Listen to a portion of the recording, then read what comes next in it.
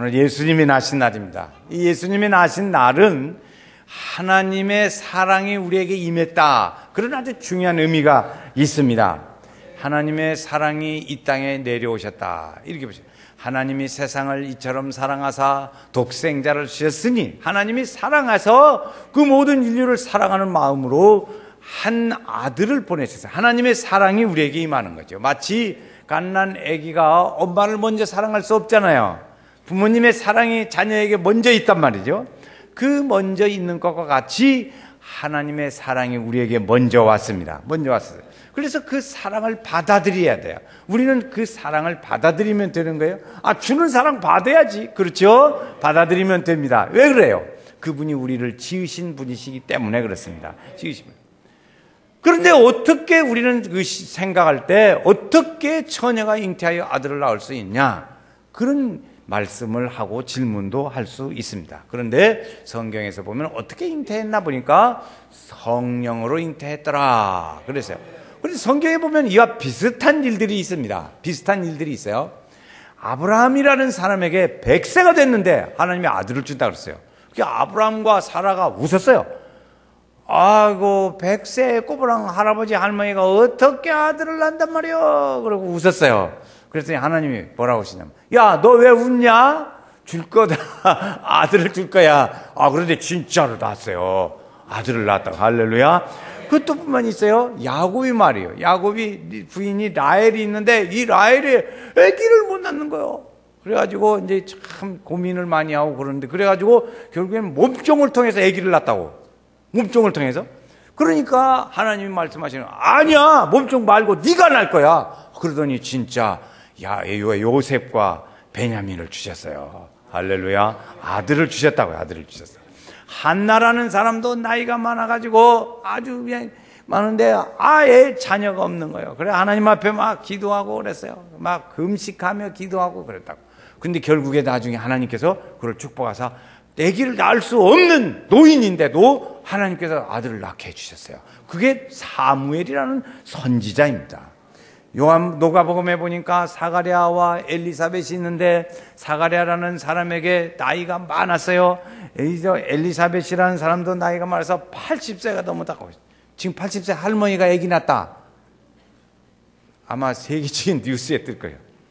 그때도 못 낳을 거라고 생각했다고요. 그래서 하나님이 선사를 보내서, 야 사가랴, 너에게 아들을 주겠다 그런 거예요. 아이고 하나님, 우리 늙어가지고 못 낳아요. 너 그래 안 믿어지냐? 그랬어요. 안 믿어지냐? 안 믿어지죠. 너 그때 아들 낳을 때까지 말을 좀 참아라. 그래가지고 말을 못했어요. 사가랴가 아들을 낳을 때까지 말을 못하고 지내다가 아들을 낳았어요. 아들을 낳고 이제 진짜 나가지고 이름을 지어야겠단 말이에요. 그런데 이제 천사가 뭐라 했냐면, 사가랴야, 네가 아들을 낳을 텐데 이름을 요한이라 그래라. 그랬다고. 그래서 열때 사람들이 이제 이름을 짓는데 보니까 사가랴가 요한이라 서판에서 써주세요.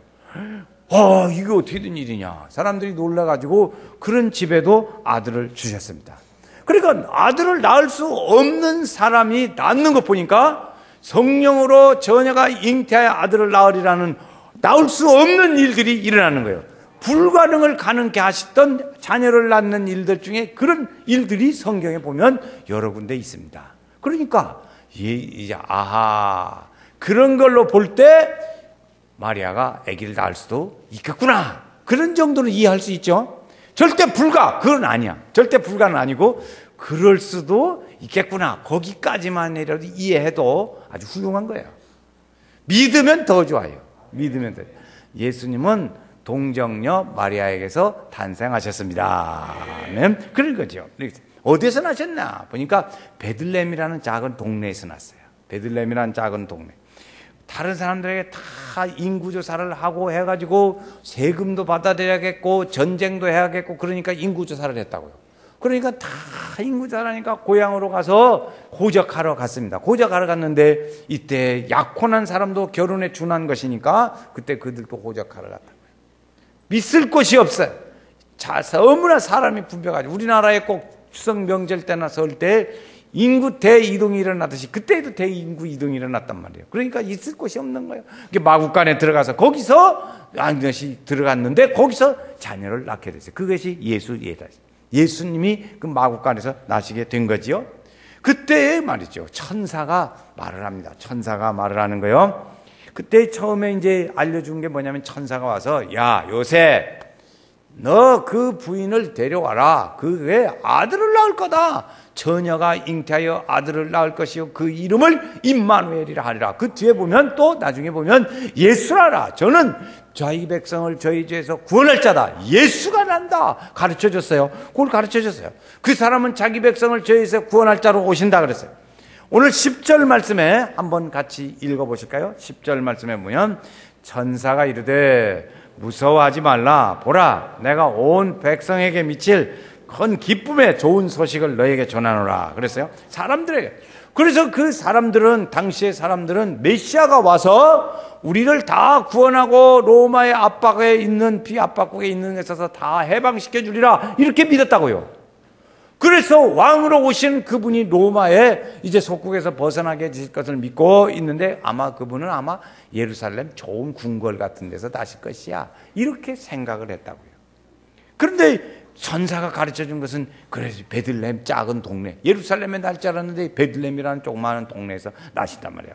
그렇게 됐어요. 그러니까 그 나실 것을 알았어요. 천사가 그걸 알려줬어요. 그런데 그 징조가 뭘로 나타나냐면 별로 나타났습니다. 별로 보여졌어요. 별로. 그래서 그것을 들었고 그리고 그것을 이해하고 그걸 눈치가 센스가 빠른 사람은 그것을 알아들었는데 그 센스가 빠른 사람이 누구였냐? 그러면 동방 박사들이었습니다. 동방 박사. 그 동네에 사는 사람들이 아니에요. 동방의 사람들은 멀리 사는 사람들이었어요. 그 사람들이 별을 보고 아하 이런 일이 있을 수 있다. 그래가지고 와서 찾아와서 경배를 했습니다. 목자들이 그런 말들을 천사가 전해줬었던 그런 말들을 눈치챘어요. 아, 날 거다. 그걸 기대를 한 거죠. 그래서 예수님이 나신 곳을 찾아와서 경배했습니다. 그런 일련의 이런 모든 사건들을 믿는 사람은 구원을 받는다. 이런 말씀하신 거죠. 하나님의 자녀가 되는 거예요. 생명을 얻는 거예요. 예수 그리스도 그분은 이 세상에 와서 예수님은 오셔서 천국의 복음을 전했습니다. 하나님 믿으라는 거죠. 하나님 믿으라. 천국 복음. 내 안을 전하는 것이 아니라 아버지가 나에게 주신 말씀을 내가 다 전합니다. 그래서 예수를 믿으라. 그래서 예수를 믿으라. 하나님을 믿으라. 믿으면 구원받는다. 이런 말씀했어요. 하나님께서는요. 죄를 지은 사람은 반드시 벌을 내리잖아요. 판사가 우리나라도 죄를 범하면 판사가 땅땅땅 쳐가지고 벌을 준단 말이에요. 하나님도 공의의 하나님이세요. 그러니까 죄를 지은 사람은 벌을 줘야 돼. 그 벌을 주는데 어떻게 할 수가 없어요. 사람을 사랑하긴 하는데 그대로 하면은 벌대로 준다면 다 야단 날 것 같아. 살 수 있는 사람이 별로 없는 것 같아. 그러니까 하나님이 아들 예수를 보내서 대신 죽게 했어. 네가 대신 죽어줘야겠다. 네가 대신. 그래서 예수님이 오셔가지고 이 땅에 오셔서 우리 죄를 대신 지시고 고초를 당하시고 고난을 당하시고 채찍에 맞으시고 그리고 십자가에 죽으시고 마지막에 부활하셨어요. 할렐루야. 그렇게 해서 하나님이 우리를 위해서 예수님을 대신 십자가를 지기 위해서 죄를 용서해 주신 것이죠. 그래서 우리 사람들은 그 예수님의 일들로 인해서 우리가 구원을 죄 사함을 받게 되고 그것을 믿으면 구원받는 거예요. 한번 하세요. 나는 그 사실을 믿습니다. 믿습니다. 이러한 사실을 믿는 사람은 구원을 받게 되고 하나님의 자녀가 되는 그런 은혜를 주세요. 1년에 이런 사실을 믿는 사람, 믿음으로 그분 때문에 오늘 우리의 삶은 그분이 우리의 구세주가 되시는 거예요. 우리는 이제 말할 수 있습니다. 무엇을 말하냐? 예수님은 나의 구세주이십니다라고. 왜 그러냐면 그분이 나를 위해서 십자가에 죽으심으로 우리의 죄를 지고 죽으셨어요. 그래서 그것 때문에 내가 그걸 믿으면 구원받는 그 은혜. 그래서 그분은 우리의 구세주. 그분 때문에 내가 구원받게 됐으니까 그분은 나의 구세주가 되는 거예요. 여러분 오늘 우리가 살아가면서도 그러지 않아요. 내가 어려운 문제 있는데 누가 와서 풀어줬어요. 해결해 줬어요. 아 진짜 그분 나의 구세주 같은 분이라고 그래요. 은인이라고 표현하기도 합니다. 한번 같이 합시다. 저를 따라서 해보세요. 예수님은 나의 구세주이십니다. 처음부터 다시 해요. 예수님은 나의 구세주이십니다. 시작. 예수님은 나의 구세주이십니다. 하나님은요, 그런 말씀의 일들을 자녀들에게 잘 가르치고 그것을 실천하고 그리고 그렇게 살아라 이렇게 말씀하셨어요. 그것을 철저히 자녀에게 가르쳐주라. 이것이 쉐마 교육이에요. 쉐마 교육. 이것을 철저히 잘한 때는 이스라엘 백성들이 평안했어요. 근데 이것을 안 지키고 따를 때는 그 결과로 어려움을 이스라엘 백성들이 많이 겪었습니다. 그분이 이제 오셔서 그 말씀을 우리는 그 말씀을 따라 살아야 돼요. 그래서 이 한 큰 소식이 오는데 전사가 전해준 것은 그 소식이었어요. 우리에게 기쁜 소식은 어떤 기쁜 소식이냐? 네 가지로 간단하게 설명해요. 첫 번째는 죄를 용서해 주시는 하나님이에요. 지금까지 설명드렸어요. 십자가에 죽으시면 내 죄가 용서함을 받는 거예요. 이 사실을 믿을 때 피 흘려 죽으신 예수님의 그 은혜가 2000년이 지난 오늘에도 그 영향력을 나에게 미친단 말이에요. 2000년 전에 그 사건이 나하고 무슨 관계가 있냐? 본 일도 없고 들은 일도 없는데, 그러나 그 사실을 내가 믿어질 때 그 예수님의 십자가에 죽으신 피, 흘리신 피, 죽으신 찢기신 살, 그 죽으심이 오늘 나에게 영향력을 미친다는 거예요. 너희 지가 주홍 같을지라도 희게 되고 진홍같이 붉을지라도 양털같이 되리라. 하나님의 우리의 죄를 용서하시는 그 은혜가 첫 번째 이들이에요. 두 번째는 뭐냐면 참 평안을 주시는 은혜가 있습니다. 참 평안. 환경에 좌우되지 않는 하늘의 평안을 우리에게 주시겠다고 말씀하셨어요. 예수님이 오셔서 말씀하신 것은 내가 너희에게 환경에 좌우되지 않는 평안, 하늘의 평안을 너희에게 준다. 우리는 상대평가, 절대평가라는 말을 합니다. 입시철에 그거 하잖아요, 지금. 그런데 하나님이 주시는 평안은 상대평가가 아니에요. 절대평가예요. 절대평안. 하나님이 주시면 되는 거예요. 누구든지 자격이 있으면 다 받을 수 있어요. 할렐루야. 그래서 평안의 은혜를 받습니다. 이 사실을 믿을 때 오늘 우리에게 평안이 오게 되고 하나님의 평안이 오는 거예요. 그래서 내가 너에게 평안을 준다 말씀했어요. 그래서 우리는 그 하나님의 주시는 그 일들을 찬양하게 되는 것입니다. 세 번째는 삶의 목적을 주시는 거예요. 삶의 목적을 주시는 거예요. 부모님의 은혜를 우리가 생각합니다. 돌아가신 부모님이 유언을 했어요. 그러면 어떤 일을 해서라도 그 부모님의 유언을 지키려고 그래요. 그렇죠? 그것같이 우리는 하나님의 가르침을 들었고 그 가르침을 따라서 살려는 목표를 가져요. 우리 믿음의 사람은 하나님의 말씀을 따라 살려는 목표를 갖는 거라요. 그것이 우리들의 삶의 목표예요. 그 목표. 이 예수를 믿으면 그 주님이 나를 위해서 죽으시고 그러므로 내가 구원받고 그 믿음 안에 거해서 그분이 가르쳐준 말씀을 따라 내가 살아야지. 나의 구원자이신데 그분을 위해서 그분이 기뻐하실 일 뭘 조금이라도 하면서 살아야지 않겠냐 말이에요. 응? 조금이라도 뭐 하면서 살아야지 않겠어. 개판으로 자기 마음대로 산다면 이게 되겠냐고요. 그게 아니지. 우리는 어떻게든지 조금이라도 그 은혜에 보답하고자 부모님의 생각처럼 그렇게 살기를 원합니다. 그래서 그 삶이 우리 오로지 그 생각을 하는 거예요. 오로지 그 생각. 그게 목표예요.